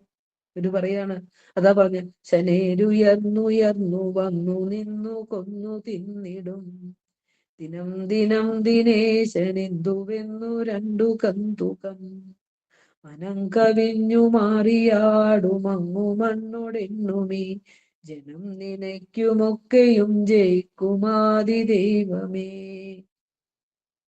അല്ലെ? സൂര്യചന്ദ്രന്മാരെന്ന രണ്ട് പന്തുകൾ ഉദിച്ചും അസ്തമിച്ചും കൊണ്ട് നമ്മുടെ ജീവിതത്തിന്റെ ഓരോ അംശവും അനുദിവസം കൊണ്ടുപോയിക്കൊണ്ടിരിക്കുകയാണ്. നമ്മൾ കൂടുതൽ കൂടുതൽ മോഹാകുലരായി മോഹങ്ങളിലേക്ക് നടന്ന് അടുക്കുകയാണ്. പക്ഷെ അവസാനം ശരീരത്തോടൊപ്പം മോഹങ്ങളും അങ്ങു മണ്ണോടെണ്ണും. അല്ലെ? പക്ഷേ ജയിക്കുമാതി ദൈവമേ, സർവ്വതിനും ആധാരമായിരിക്കുന്ന, സകലതിനും സൃഷ്ടിക്കും സ്ഥിതിക്കും നാശത്തിനും പരമകാരണമായിരിക്കുന്ന പരബ്രഹ്മ സ്വരൂപമേ, അങ്ങ് മാത്രം ജയിക്കും എന്ന് ഗുരു നമുക്ക് പറഞ്ഞു തന്നു. അല്ലെ? രാമായണ പൊരുളുകളിലൂടെ നമുക്ക് കടന്നു പോകാൻ എത്രയോ എത്രയോ തത്വസന്ദർഭങ്ങള്, തത്വം എടുത്തിട്ട് ഗുരു തന്നിരിക്കുന്ന, കഥ കളഞ്ഞു, തത്വം ഉള്ളടക്കിയിട്ടുണ്ട്. ഭാരതത്തിലെ സകല അധ്യാത്മ ശാസ്ത്രങ്ങളുടെയും ദർശനം അവിടെ നിന്ന് അനുഭവിച്ച് നമുക്ക് തന്നതാണ് ഇത്. അതുപോലെ പിണ്ടനന്ദി ചേർത്ത് വെച്ച് പഠിക്കാം. സഹോദരന് സൂര്യതാപം ഏൽക്കാതിരിക്കാൻ വേണ്ടി പിന്നെ അനുജന് മേലെ പറന്നു നിന്നുകൊണ്ട് അനുജനെ രക്ഷിച്ച ഒരു സഹോദരന്റെ കഥയുണ്ട് രാമായണത്തിൽ. കിഷ്കിന്ധ കാണ്ഡത്തിലെ സമ്പാദിയും ജഡായുവും കളിക്കൂട്ട്, അവര് സഹോദരന്മാരാണ്. അവരുടെ വേഗതയാണ്, കഴുകന്മാരാണല്ലോ, വേഗത ഏറ്റവും ഉയർന്നു പറക്കുന്നവരാണ്. വേഗത പരീക്ഷിക്കുന്നതിന് വേണ്ടി സൂര്യമണ്ഡലത്തിലേക്ക് പറന്നുയരുകയാണ്. ഉയർന്നപ്പോൾ ശരിക്കും ജഡായു അനുജനാണ്, തോറ്റുകൊടുക്കാൻ സമ്പാദി അനുജന്റെ ഒപ്പം തന്നെ ഉണ്ട്. അപ്പോൾ അത് സൂര്യമണ്ഡലത്തോട് അടുക്കുമ്പോൾ ചൂട് അനുഭവപ്പെട്ടു തുടങ്ങി. തന്റെ സഹോദരന്റെ തളർച്ച മനസ്സിലാക്കിയപ്പോൾ സർവശക്തിയും സംഭരിച്ചുകൊണ്ട് സഹോദരന്റെ മേലെ പറന്നുകൊണ്ട് ചിറക് വിരിച്ചു നിന്നുകൊണ്ട് സഹോദരന് ആ ശാന്തി പകർന്നു കൊടുക്കാൻ ശ്രമിക്കുന്ന സമ്പാദി എന്ന പക്ഷിശ്രേഷ്ഠന്റെ ജ്യേഷ്ഠന്റെ കഥയുണ്ട് രാമായണം. അല്ലെ? അങ്ങനെ സഹോദരന് വേണ്ടി ചിറക് കരിഞ്ഞ് ഭൂമിയിലേക്ക് പതിച്ച സമ്പാദി, ആ സമ്പാദി ചെന്നെത്തുന്നത് നിശാകര താപസന്റെ ആശ്രമത്തിലാണ്. നോക്കൂ, ശ്രേഷ്ഠകർമ്മം ചെയ്ത ഒരു ജീവൻ എത്തുന്നത് സതുപദേശത്തിന് പര്യാപ്തമായ ഒരു സന്ദർഭത്തിലേക്കാണ്. ഒരു പക്ഷി, നമുക്കറിയാം, ഒരു പക്ഷിയുടെ ചൈതന്യം ഇരിക്കുന്നത് അവന്റെ ചിറകിലാണ്. ചിറക് നഷ്ടപ്പെട്ട പക്ഷിക്ക് ജീവിതം എവിടെ? വളരെയധികം വിഷമിച്ചുകൊണ്ട് നടന്നും നിരങ്ങിയൊക്കെ ആശ്രമ സന്നിധിയിൽ എത്തുമ്പോൾ നിശാകരതാപസൻ ചോദിക്കുന്നുണ്ട്, എന്തു പറ്റി സമ്പാദി? അപ്പൊ പറയുന്നുണ്ട്, മഹാധന്യാത്മൻ, ചിറകില്ലാത്ത എന്റെ ജീവിതം ഇനി എന്ത്? ഞാൻ ഇനി എങ്ങനെ ജീവിക്കും എന്ന് ചോദിക്കുന്നുണ്ട്. അങ്ങനെ ചോദിക്കുമ്പോൾ ശരിക്കും സമ്പാദിയുടെ ദുഃഖം ഇല്ലാതെയാക്കുന്നതിന് വേണ്ടി മുനി, അതായത് ഒരു മനുഷ്യൻ ഏറ്റവും ദുഃഖിച്ചിരിക്കുന്ന സമയത്താണ് ഗുരുക്കന്മാരുടെ ഉപദേശം നമ്മളിലേക്ക് എത്തുന്നത്. ജീവിതത്തിൽ എവിടെയെങ്കിലൊക്കെ തിരിച്ചടികൾ സംഭവിക്കുകയും ഇവിടെ ഒന്നും സത്യമില്ലെന്ന് അറിയുകയും ചെയ്ത പുണ്യാത്മാക്കൾ ആധ്യാത്മികതയിൽ സജീവമായിട്ടുണ്ടാവും, സംശയമില്ല.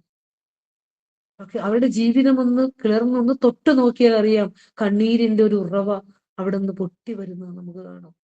അല്ലെ? അപ്പൊ ഇവിടെയാണ് ശാന്തി സമാധാനം എന്ന് അറിഞ്ഞെത്തുന്ന ഈ തീരത്തണയുന്നവരാ. അതുപോലെ തന്നെയാണ് സമ്പാദിയുടെ ദുഃഖം ഇല്ലാതാക്കാൻ ആ മുനിശ്രേഷ്ഠൻ മനുഷ്യ ജീവിതത്തെ സംബന്ധിച്ച തത്വങ്ങൾ പറഞ്ഞു കൊടുക്കുന്നുണ്ട്. കർമ്മത്തിൽ നിന്നാണ് നമ്മുടെ ജീവിതം ഉണ്ടാകുന്നത്. ആ ദേഹം നിമിത്തമാണ് ഒരുവന് ദുഃഖം ഉണ്ടാകുന്നത്. ദേഹം എന്ന് പറഞ്ഞാൽ ദുഃഖ കാരണമാണ് എന്ന് പറഞ്ഞു കൊടുക്കുകയാ. പിന്നെ നീ എന്തിനാണ് ഈ ദേഹത്തെ കുറിച്ച് ഓർത്ത് വിഷമിക്കുന്നത്? കർമ്മം ഒടുങ്ങിയാൽ ഏതൊരു മനുഷ്യനും പുണ്യം കർമ്മങ്ങൾ ചെയ്താൽ പോലും ആ പുണ്യം ഒടുങ്ങിയാൽ ഭൂമിയിലേക്ക് പതിക്കേണ്ടി വരും. ആത്മവിചാരം ചെയ്ത് ആത്മസ്വരൂപമാണെന്നറിഞ്ഞ് വാസനകളെ അകറ്റി ആ സത്സംഗം ഉണ്ടായില്ലെങ്കിൽ, ആ പരമചൈതന്യത്തെ അറിഞ്ഞ് യാത്ര ചെയ്തില്ലെങ്കിൽ, വെറും പുണ്യകർമ്മങ്ങൾ മാത്രമാണ് ചെയ്യുന്നതെങ്കിൽ പുണ്യമൊടുങ്ങുമ്പോൾ പതിക്കേണ്ടി വരും എന്ന് മനുഷ്യ ജീവിതത്തെ സംബന്ധിച്ച സനാതനമായ സത്യത്തെ പിന്നെ നിശാകര താപസ മുനി ഉപദേശിച്ചു കൊടുക്കുന്നുണ്ട് സമ്പാദിക്ക്. പറയാ, ജന്മത്തിന്റെ കാരണം എന്താണ്? രക്ഷാമാർഗം എന്താണ് എന്നൊക്കെ പറയുക. ഒരു ജീവൻ എങ്ങനെയാണ് ശരീരം എടുത്തുകൊണ്ട് വരുന്നത്? പിണ്ടനന്ദിയിൽ പറഞ്ഞ അതേ കാര്യം പിണ്ടനന്ദി തന്നെ പറയാണ്. ജീവൻ ആദ്യം ചന്ദ്രമണ്ഡലത്തിൽ നിന്ന്, പുണ്യമായ ആ മണ്ഡലത്തിൽ നിന്ന് നീഹാര കണികയോടൊപ്പം, രാമായണത്തിലെ സന്ദർഭം പറയുന്നത്, നിശാകര താപസന്റെ ഉപദേശം, നീഹാര കണികയോടൊപ്പം, മഞ്ഞു കണികയോടൊപ്പം, അതായത് മരിച്ചുപോയ ആ സൂക്ഷ്മ ശരീരം ഉണ്ടല്ലോ, നമ്മൾ മരിച്ചു എന്ന് പറയുമ്പോൾ ശരീരം മാത്രമേ നശിക്കുന്നുള്ളൂ. ആ ജീവൻ, ആ സൂക്ഷ്മ ശരീരം എന്ത് ചെയ്യുന്നു? ചന്ദ്രമണ്ഡലത്തിൽ നിന്ന് നീഹാര കണികയോടൊപ്പം ഭൂമിയിൽ പതിക്കുന്നു, മഞ്ഞു കണങ്ങളോടൊപ്പം. എന്നിട്ടത് ധാന്യങ്ങളായിട്ട് മാറിയിട്ട് ഏറെ നാൾ അവിടെ ധാന്യങ്ങളായിട്ട് വാഴുന്നു. ആ ധാന്യം 4 ഭാഗങ്ങളായിട്ട്, ഭോജ്യങ്ങളായിട്ട്, ആഹാര സാധനങ്ങളായിട്ട് മാറുന്നു. ഭോജ്യവും ഖാദ്യവും പേയവും ലേഹ്യവും ഒക്കെ രീതിയിലുള്ള ആഹാര സാധനങ്ങളായിട്ട് മാറുന്നു. എന്നിട്ട് അതിലൊന്ന് പുരുഷൻ കഴിക്കുന്ന ആഹാരത്തിലൂടെ രേതസ്സായിട്ട് മാറുന്നു. ആ രേതസ് സീമന്തിനി യോനിയിൽ, അവന്റെ വിവാഹിതയാകുന്ന ആ സ്ത്രീയുടെ ആ ഗർഭപാത്രത്തിലേക്ക്, ആ സ്ത്രീ യോനിയിലൂടെ അത്, ആ രേതസ് ആ ഒരു ശിശുവായി രൂപപ്പെടുന്നു ഗർഭപാത്രത്തില്. അങ്ങനെ ആ ഒരു വന്ന വഴി അവിടെ രാമായണം വിശദമായിട്ട് പറയുന്നുണ്ട്. അവിടെ പറയാണ്, ഗുരു നമുക്ക് പറഞ്ഞു തന്നല്ലോ, രേതസ്സു തന്നെ ദുരിക്തമൊടും കലർന്നു നാദം തിരണ്ടുരുവതായി നടുവിൽ കിടന്നേൻ. രാമായണം പറയുന്നു, യോനി രക്തമൊടു സംയുക്തമായി വന്നു താനേജരായു പരിവേഷ്ടിതവുമാം. അല്ലെ?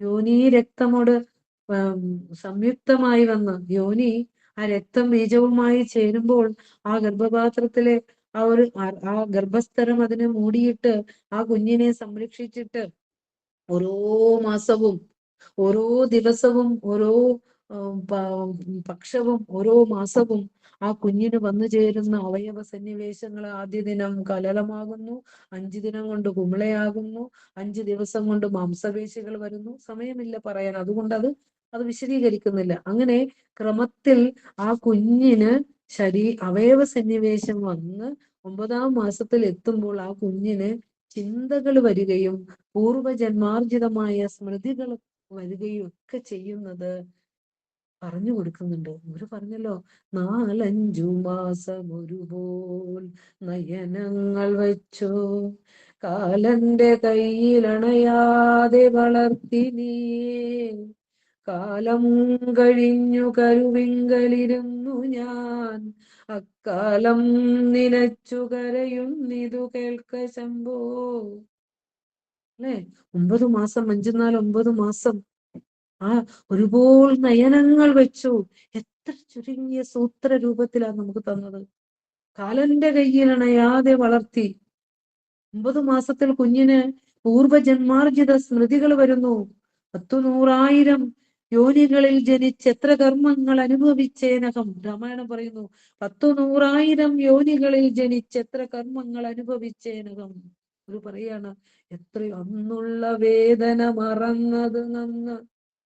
ഈ ഓർമ്മകളെല്ലാം കൂടെ ഗർഭസ്ഥ ശിശുവിലേക്ക് കടന്നു വരുന്നുണ്ട്. എത്ര 100 കോടി ജന്മങ്ങളിൽ ഗർഭപാത്രങ്ങളിൽ കിടന്നിട്ട് വന്നവരാ നാം. ആ ജന്മങ്ങളെല്ലാം കൂടി ഒരു നിമിഷം ഒരു കുഞ്ഞിലേക്ക് കയറി വരും ഗർഭാവസ്ഥയിൽ വെച്ച്. വളരെ വേദനയാത്. ഓർക്കാൻ പോലും ഭഗവാൻ ഏത് സ്വരൂപമായിട്ടാണോ അവതരിച്ചത് ആ സ്വരൂപമായിട്ട് തന്നെയാ പുറത്തും വന്നത്. അതുകൊണ്ട് തന്നെയാണ് പറഞ്ഞ ആ ഓർമ്മ, അന്നുള്ള വേദന മറന്നത് നന്ന്. ജനിച്ച് ഭൂമിയിലേക്ക് വന്നപ്പോൾ ആ പൂർവജന്മാർജിത സ്മൃതിയിൽ ആ അമ്നിയോട്ടിക് ഫ്ലൂയിഡിൽ ഞാൻ കിടന്ന് പെടഞ്ഞ ഓർമ്മ, എന്റെ ദൈവമേ, ഭഗവാനെ, ശംഭോ, അത് ഇന്നെങ്ങാനും വന്നാൽ ഇന്ന് തന്നെ ഞാൻ മരിച്ചു പോകുമല്ലോ. മറപ്പിച്ചു കളഞ്ഞു. ജനിച്ച് ഭൂമിയിലേക്ക് വന്നപ്പോൾ അന്നൊരു പ്രതിജ്ഞ ചെയ്തിരുന്നു, ഇനി നിർത്തുകയാണ്, സമയമായിട്ടുണ്ട്. അന്നൊരു പ്രതിജ്ഞ ചെയ്തിരുന്നു, ഇനി ഒരിക്കലും ഞാനൊരു ശരീരത്തിൽ വരില്ല, രക്ഷപ്പെട്ടോളാം, ഞാൻ സത്യമറിഞ്ഞ് രക്ഷപ്പെട്ടോളാം എന്ന് പ്രതിജ്ഞ ചെയ്യുന്ന ഒരു സത്യാത്മാവായിരുന്നു. പക്ഷേ പ്രപഞ്ചത്തിലേക്ക് വന്നപ്പോൾ മായയിൽപ്പെട്ടു, മറന്നുപോയി. അതാ പറഞ്ഞ വഴി മറന്ന യാത്രക്കാരാണെന്ന് പറഞ്ഞു. അപ്പോ ഗുരു പറഞ്ഞില്ലേ, 4-5 മാസം ഒരുപോൽ നയനങ്ങൾ വെച്ചൊന്നും അന്നുള്ള വേദന മറന്നത് നിന്ന് എന്നൊക്കെ പറഞ്ഞത് രാമായണ സന്ദർഭമാണ്. രാമായണ സന്ദർഭത്തോട് ചേർത്ത് വെച്ച് നമുക്ക് ഗുരുവിന്റെ പൊരുളിനെയും മനസ്സിലാക്കാൻ സാധിക്കും. അപ്പോ ഇനിയും ഒട്ടേറെ ഒട്ടേറെ സന്ദർഭങ്ങൾ പറയാനുണ്ട്. പറയുന്നു, രാമായണ കാലഘട്ടം, രാമന്റെ ആ അയനം രാമനിലേക്കുള്ള യാത്രയായി മാറണം. മഹാഗുരുവിന്റെ കൃതികൾ സർവ ആധ്യാത്മിക ശാസ്ത്രങ്ങളുടെയും രസമാണ്. അതിലേക്കുള്ള യാത്രയാകണം. പുണ്യമാസം ഗുരുവിന്റെ ജന്മ ചതയം വരുന്നു, തിരുച്ചതയം വരുന്നു. അതെല്ലാം കൂടുതൽ